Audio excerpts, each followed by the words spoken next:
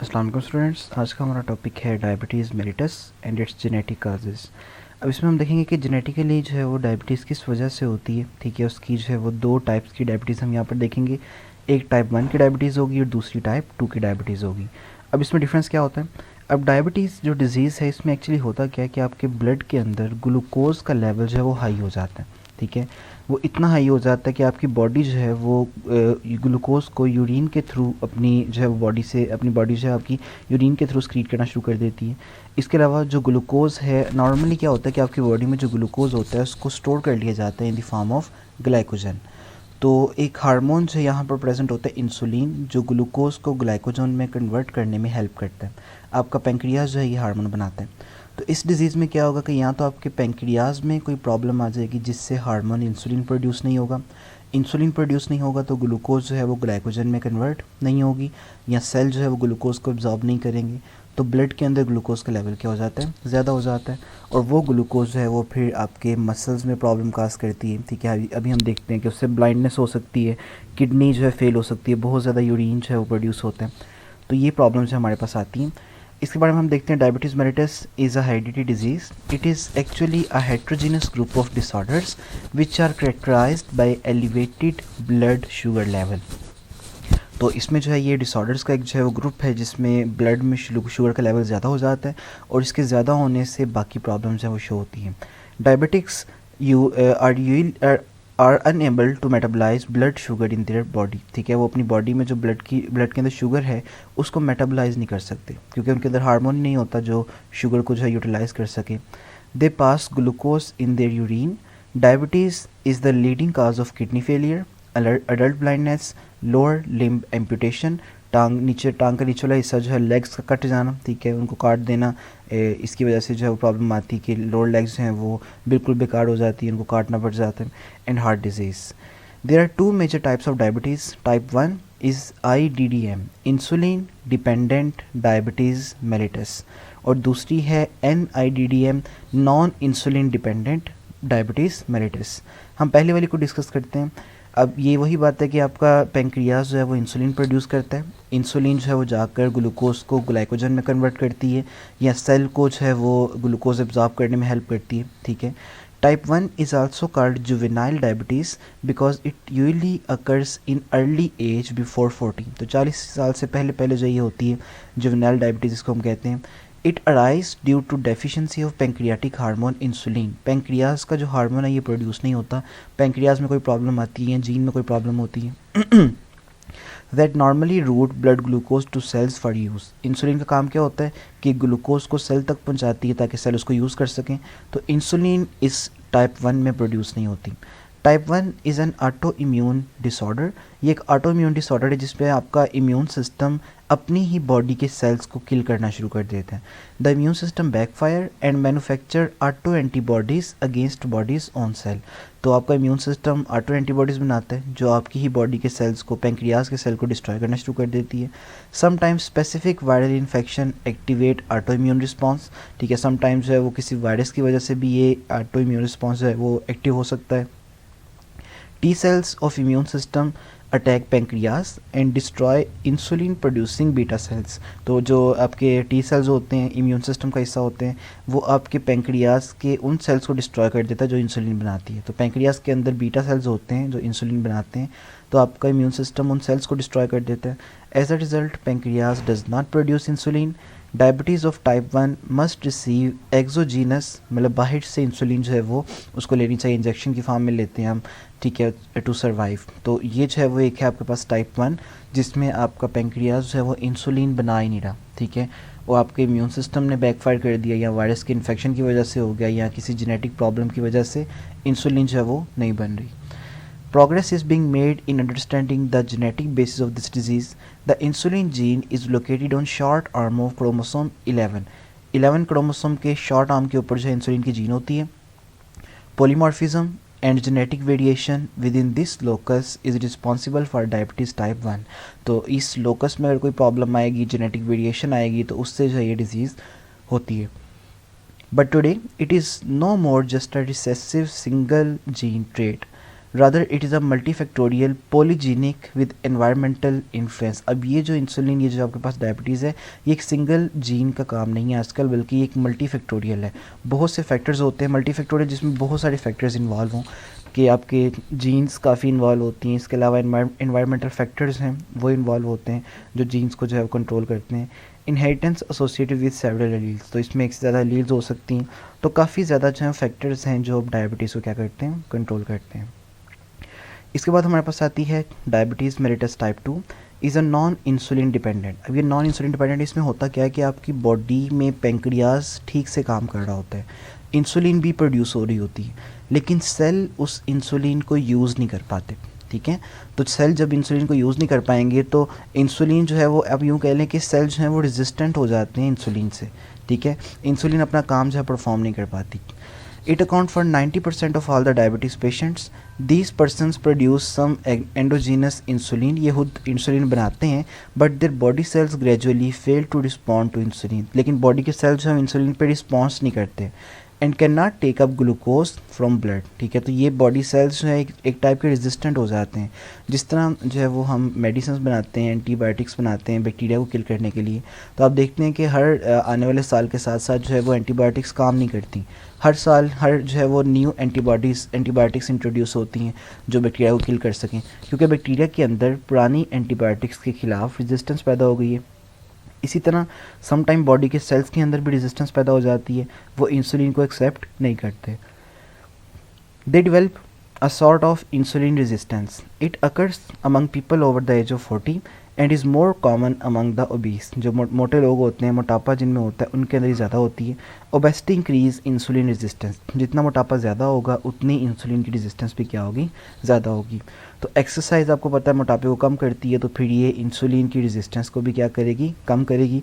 तो insulin sensitivity जो है वो इंक्रीज़ होगी, तो ग्लूकोज जो है वो उसको सेल यूज़ कर सकेंगे, उसको ग्लाइकोजन में या अपनी काम करने के लिए एनर्जी जो है निकालने के लिए यूज़ कर सकेंगे।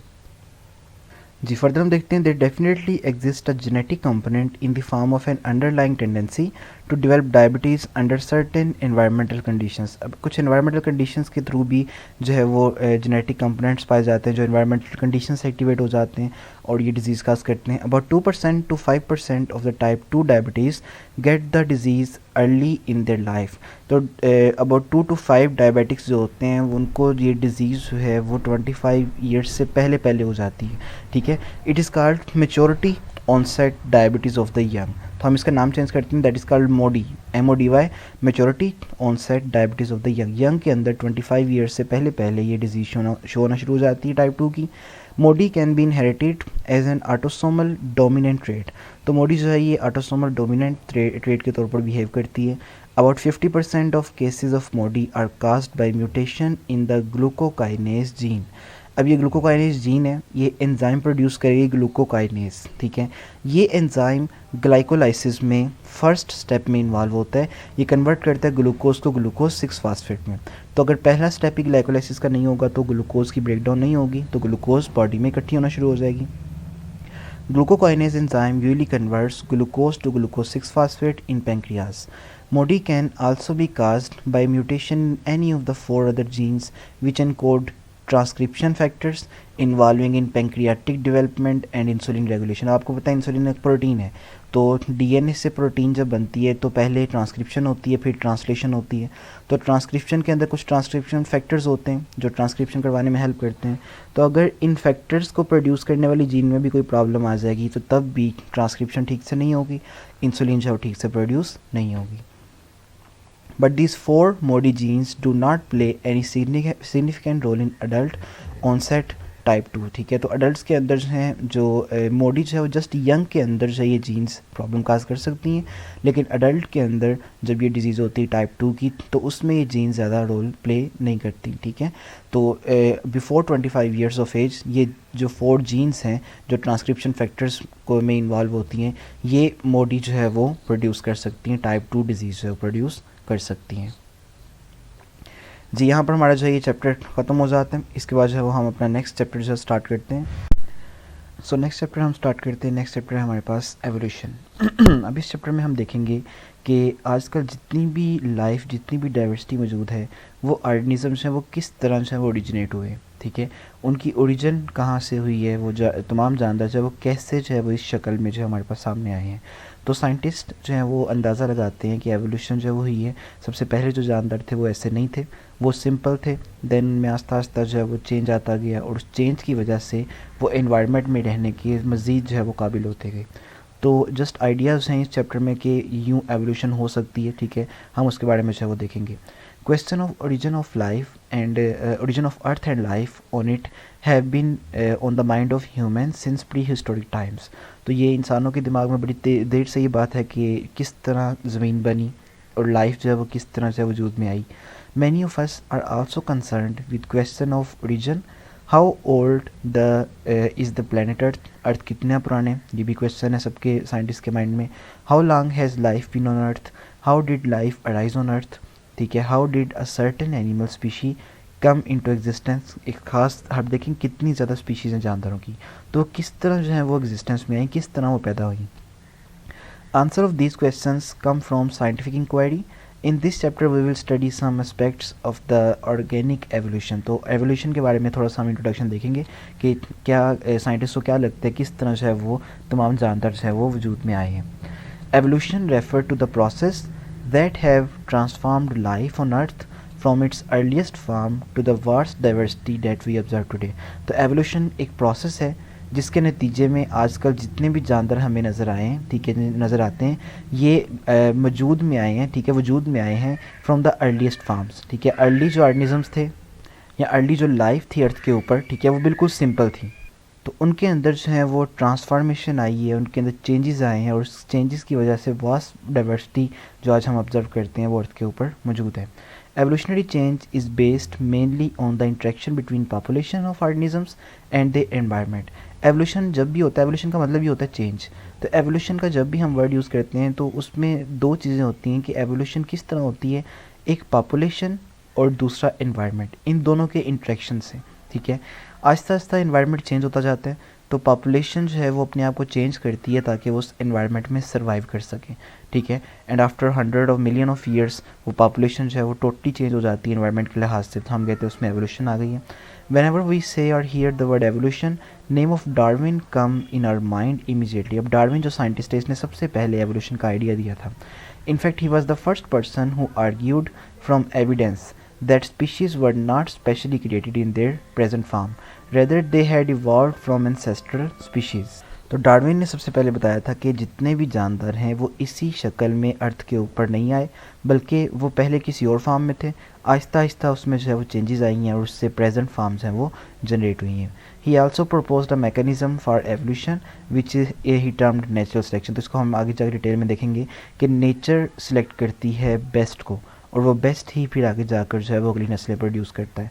तो इसने चाहिए एक जो पूरा मैकेनिज़्म बताया कि किस तरह एवोल्यूशन होती है, ठीक है, इसके मैकेनिज़्म को हम डिटेल में आगे देखेंगे। नेक्स्ट हमारे पास है concept of evolution versus special creation. इसमें जस्ट जो है वो हम इसका इंट्रोडक्शन लेते हैं क्योंकि ये टॉपिक जो है वो हमारा इंक्लूडेड नहीं है। दो जो है वो कॉन्सेप्ट थे, ठीक है, एवोल्यूशन के, ठीक है। एक था आपके पास स्पेशल क्रिएशन, ठीक है, जिसमें जिसका मतलब है कि बहुत से साइंटिस्ट जो थे 19th सेंचुरी में वो बिलीव करते थे कि जितने भी जानदार अर्थ के ऊपर मौजूद हैं ये इसी फार्म में अर्थ के ऊपर आए हैं, इनमें कोई एवोल्यूशन नहीं हुई, ये हज़ारों सालों से इसी फार्म में मौजूद हैं और इसी फार्म में जो है इनकी पैदाइश हुई है, ठीक है। तो ये जो थ्योरी है इसको हम कहते हैं थ्योरी ऑफ स्पेशल क्रिएशन, ठीक है। और दूसरी थ्योरी ऑफ एवोल्यूशन है, उसके मुताबिक जो जानदार हैं वो इसी फार्म में अर्थ के ऊपर नहीं आए, पहले वो किसी और फार्म में होते थे, आहिस्ता आहिस्ता उसमें चेंजेस आई हैं और प्रेजेंट फार्म जो है वो बनी है। तो ये आपके पास जो थ्योरी ऑफ एवोल्यूशन, डार्विन जो है वो थ्योरी ऑफ एवोल्यूशन को सपोर्ट करता है, और कैरोलस लीनियस साइंटिस्ट था, ठीक है, जो थ्योरी ऑफ स्पेशल क्रिएशन को जो है वो सपोर्ट करता था। मेन टॉपिक की तरफ आते हैं। हमारा मेन टॉपिक है evolution from prokaryotes to eukaryotes. Prokaryotes simplest organisms होते हैं, उनसे किस तरह यूकैरियोट्स बने। ठीक है, जो मल्टीसेलुलर ऑर्गेनिजम्स है, कम्प्लेक्स ऑर्गेनिजम्स आजकल ह्यूमंस जिसमें आते हैं वो भी यूकैरियोट्स हैं। तो प्रोकैरियोट्स से यूकैरियोट्स बनने का जो प्रोसेस है उसको हम देखते हैं किस तरह बने। अब यहाँ पर कुछ हम हाइपोथेसिस भी पढ़ेंगे कि लाइफ जो है वो किस तरह ओरिजिनेट हुई सिंपल यूनिसेलुलर ऑर्गेनिज्म से। One of the speculation trying to explain the origin of life is that it may have begun deep in the ocean. तो एक अंदाज़ा है कि लाइफ जो है वो स्टार्ट हुई थी समुद्र की गहराइयों में, in under water hot springs, गर्म पानी के चश्मों में, called hydrothermal vents. These vents could have supplied the energy and raw material for the origin and survival of early life. तो एक आइडिया किया जाता है कि जो गर्म पानी के चश्मे हैं उनके अंदर जो है वो एनर्जी और उनके जो अंदर न्यूट्रिएंट्स होते हैं उन्होंने सबसे पहले लाइफ को ओरिजिनेट करने में हेल्प की। एक ग्रुप है बैक्टीरिया का जिसको हम आर्कियोबैक्टीरिया भी कहते हैं, वो तकरीबन 120 डिग्री सेंटीग्रेड से ज़्यादा तक के टेम्परेचर को टॉलरेट कर सकता है, और ये बैक्टीरिया जो है वो हॉट स्प्रिंग्स के अंदर रहते हैं। तो साइंटिस्ट कहते हैं कि शायद यही, आर्कियो का मतलब होता है ओल्ड, तो ये ओल्डेस्ट बैक्टीरिया शायद यही हैं जिनसे फिर आगे जाकर तमाम जानदार जो है वो ओरिजिनेट हुए हैं, and seem to have undergone less evolutionary change than any other living species sports this vent hypothesis. तो ये बैक्टीरिया जो हाइड्रोथर्मल वेंट्स में रहते हैं इनके अंदर बहुत कम चेंज आया है, बाकी जानवरों की निस्बत इनके अंदर एवोल्यूशन जो है बहुत कम हुई है। तो ये बैक्टीरिया जो है वो इस थ्योरी को, इस हाइपोथेसिस को जो है वो सपोर्ट करते हैं कि शायद जो है वो उन गर्म पानी के चश्मों में ही बैक्टीरिया से आस्ता आस्ता जो है वो बाकी तमाम जानवर जो है वो बने हैं।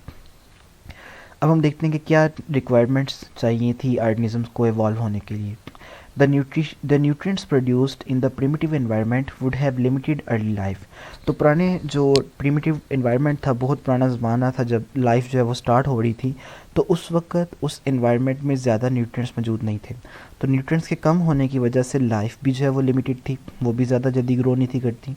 तो इस न्यूट्रिएंट के मसले को सॉल्व करने के लिए फोटोसिंथेसिस को इंट्रोड्यूस करवाया गया। If life were to continue another source of nutrients was needed.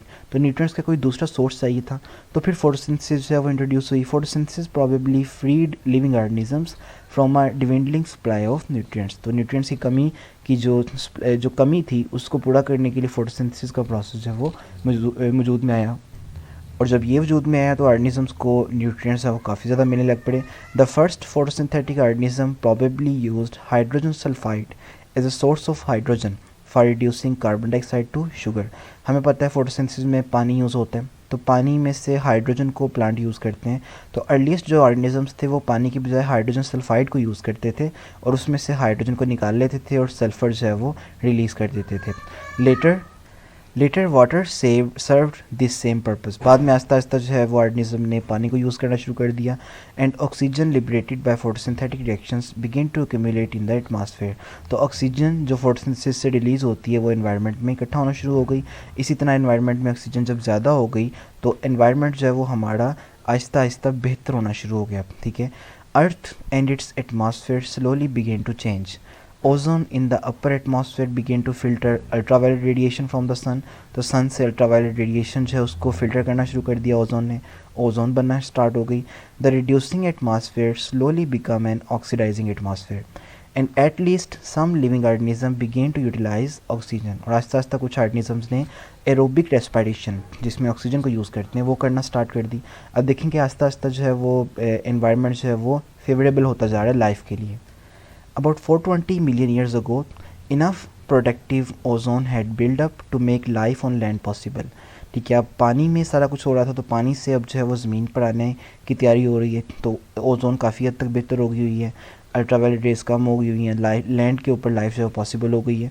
Ironically the change from a reducing atmosphere to an oxidising atmosphere also meant that life could no longer arise abiotically।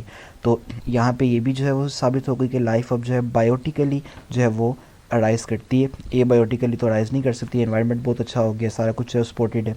The first cell were most likely very simple prokaryotic form. सबसे पहला जो cell था, जो living cell था, वो prokaryotic form था, simple था बिल्कुल। The prokaryotes may have arisen more than 3.5 billion years ago। prokaryotes इतने पुराने जो हैं 3.5 billion years पहले जो है वो तकरीबन बने थे। Eukaryotes are thought to have first appeared about 1.5 billion years ago। तो यूकैरियोट्स है उसके बाद आहिस्ता आहिस्ता जो है वो 1.5 billion years ago जो है वो अर्थ के ऊपर जो है वजूद में आए। The eukaryotic cell might have evolved when large anaerobic amoeboid prokaryote ingested small aerobic bacteria and stabilized them instead of digesting them. अब ये एक थ्योरी यहाँ पर चल रही है दैट इज़ कॉल्ड हाइपोथेसिस एक चल रहा है दैट इज़ कॉल्ड एंडोसिम्बायोट हाइपोथेसिस. हम इसको यहाँ से पढ़ते हैं कि अंदाज़ा लगाया जाता है कि शुरू में जो है वो एक एमीबाइड प्रोकैरियोट था बड़ा सा, ठीक है. इसने क्या किया, एरोबिक बैक्टीरिया को अपनी बॉडी में इंजेस्ट कर लिया, ठीक है. एरोबिक बैक्टीरिया तो ऑक्सीजन को यूज़ करते थे, ये नहीं था करता, तो इसने प्रोकैरियोटिक बैक्टीरिया ने एरोबिक बैक्टीरिया को इंजेस्ट किया और उसको हज़म करने की बजाय अपनी बॉडी का हिस्सा बना लिया, ठीक है. अब ये एरोबिक बैक्टीरिया जो है वो उसकी बॉडी का जब हिस्सा बन गई तो उससे बन गई माइटोकॉन्ड्रिया, ठीक है. Amoeboid form containing mitochondria. तो माइटोकॉन्ड्रिया किससे बने, एरोबिक बैक्टीरिया से. माइटोकॉन्ड्रिया जो है वो एरोबिक रेस्पिरेशन करते हैं, एनर्जी निकालना शुरू हो गए, ठीक है. फिर इस अमीबा ने एक स्पायरोकीट बैक्टीरिया जो स्प्रिंग लाइक होते हैं उनको इंजेस्ट किया और उसको भी अपनी बॉडी का हिस्सा बना लिया, जिससे उस अमीबा के साथ जो है वो एक फ्लैजेला अटैच हो गया. अब ये अमीबा जो है वो मूव कर सकता है, अमीबो फ्लैजिलेट, ठीक है, ये मूव भी कर सकता है, लोकोमोशन भी कर सकता है. फिर इस अमीबा ने साइनोबैक्टीरिया जो ब्लू ग्रीन एल्गी होती है, फोटोसिंथेटिक होते हैं, उनको इंजेस्ट किया और उनको भी अपनी बॉडी का हिस्सा बना लिया, ठीक है. और जब उनको अपनी बॉडी का हिस्सा बनाया तो ये अमीबा अपना खाना फोटोसिंथेसिस के ज़रिए खुद तैयार कर सकता है. इस तरह देखें कि एक सिंपल प्रोकैरियोटिक ऑर्गेनिज्म आस्ता आस्ता जो है वो यूकैरियोटिक ऑर्गेनिज्म में चेंज हो गया, ठीक है. उसके अंदर डिफरेंट ऑर्गेनेलिज जो है वो बनना स्टार्ट हो गई और वो उनको यूटिलाइज़ करना जो है वो शुरू कर दिया उसने. This idea is known as endosymbiont hypothesis. Endosymbiont symbiosis का आपको पता है कि जिसमें दो जानदार जो है वो म्यूचुअली इकट्ठा रहते हैं, ठीक है. एंडोसिम्बायोट मतलब ऑर्गेनिज्म, अमीबा ने अब दूसरे ऑर्गेनिज्म को अपनी बॉडी के अंदर रखा और उसको सिम्बायोसिस के नतीजे में जो है एक रिलेशनशिप के तौर पर यूज़ कर लिया, तो वो ऑर्गेनिज्म जो बैक्टीरिया थे वो उसकी बॉडी का हिस्सा बन गए, ठीक है. तो यूँ चाहिए हाइपोथेसिस जो है वो यूँ काम करता है. और इस हाइपोथेसिस को सबसे पहले लिन मार्गुलस साइंटिस्ट ने जो है वो इंट्रोड्यूस करवाया था. अकॉर्डिंग टू दिस हाइपोथेसिस, अब उसी की डिटेल हम फिर दोबारा देख रहे हैं. The aerobic bacteria developed into mitochondria which are site of aerobic respiration and most energy conversion in the eukaryotic cells. The possession of these mitochondria like endosymbionts brought the advantage for aerobic respiration to the host. तो ये bacteria जो aerobic bacteria थे ये mitochondria में change हुए, जिससे जो है वो एरोबिक रेस्पिरेशन जो है वो इंट्रोड्यूस हुई. Flagella whip-like structure may have arisen through the ingestion of the prokaryote similar to spiral-shaped bacteria called the spirochete. तो इनको इंजेस्ट करने से जो है वो फ्लैजेला जो डेवलप हुआ. Ingestion of prokaryotes that resemble present-day cyanobacteria could have led to endosymbiont development of the chloroplast in the cell. तो प्लांट्स के अंदर जो है अगर सियानोबैक्टीरिया को जब इसने इंजेस्ट किया अमीबा ने सियानोबैक्टीरिया को, तो वो सियानोबैक्टीरिया जो है वो क्लोरोप्लास्ट में चेंज हो गया और क्लोरोप्लास्ट ने आगे फिर फोटोसिंथेसिस करना स्टार्ट कर दी, ठीक है. Another hypothesis for the evolution of the eukaryotic cell proposes that the prokaryotic cell membrane invaginated to enclose copies of its genetic material. अब एक दूसरा हाइपोथेसिस है कि किस तरह लाइफ जो है वो प्रोकैरियोट ऑर्गेनिज्म यूकैरियोट में चेंज हुआ. पहला तो हमने देख लिया एंडोसिम्बायोट हाइपोथेसिस. दूसरा कहता है कि जो प्रोकैरियोटिक सेल था इसकी सेल मेम्ब्रेन जो है वो अंदर की तरफ इन्वेजिनेट करना शुरू कर दी और इसके अंदर जो है वो डीएनए जो उसका जीनोम था वो थोड़ा थोड़ा डीएनए जो इकट्ठा होना स्टार्ट हो गया. ये जो पाउचेस बनी इन्वेजिनेशन के नतीजे में, हर पाउच जो है वो एक स्पेसिफिक ऑर्गेनल में चेंज हो गई कि एक पाउच ने जो है वो क्लोरोप्लास्ट बना दिया, दूसरी पाउच ने जो है वो माइटोकॉन्ड्रिया बना दिया. इसी तरह यूँ पाउचेस बनी सेल मेम्ब्रेन की, उसके अंदर डीएनए जो है वो इकट्ठा हुआ और उससे जो है वो फिर आगे जो है वो डिफरेंट ऑर्गेनेलिज बना लिए गए. तो ये भी एक हाइपोथेसिस है कि हो सकता है यूँ जो है ऑर्गेनिज्म बने हों. Another hypothesis for the evolution of eukaryotic cell proposed that the prokaryotic cell membrane invaginated, folded inward to enclose copies of its genetic material. This invagination resulted in the formation of several double membrane bound entities जिनको हम organelles कहते हैं in the single cell. These entities could then have evolved into eukaryotic mitochondria, nucleus, chloroplast, etc. तो यूँ जो है वो may be जो साइंटिस्ट कहते हैं कि यूँ जो है वो हो गई हो, एवोल्यूशन जो है वो यूँ हुई हो. Whatever the exact mechanism of the evolution of eukaryotic cell might be, the formation of eukaryotic cell led to the dramatic increase in complexity and diversity of life form on the earth. जो prokaryote थे वो बहुत simple थे, जैसे ही eukaryote बन गया तो वो एक बहुत ज़्यादा कम्प्लेक्स ऑर्गेनिज्म है, तो लाइफ भी उस तरह ही क्या हो गई, कम्प्लेक्स हो गई। At first, these newly formed eukaryotic cells existed only by themselves. शुरू में तो ये खुद ही रहते थे, जो सेल्स थे यूकैरियोटिक सेल्स खुद पर ही जो वो रहते थे, लाइफ गुजारते थे अकेले।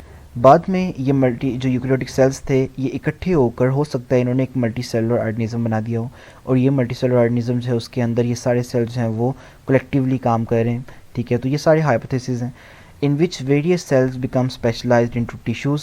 सेल्स ने मिलकर टिश्यू बनाए which in turn formed organs और डिफरेंट फंक्शन जिन्होंने परफॉर्म किए। These multi cellular forms then adopted themselves to life in a great variety of environments. तो ये सिंपल जो है वो एक हाइपोथेसिस, दो हाइपोथेसिस यहाँ पर हमने पढ़े।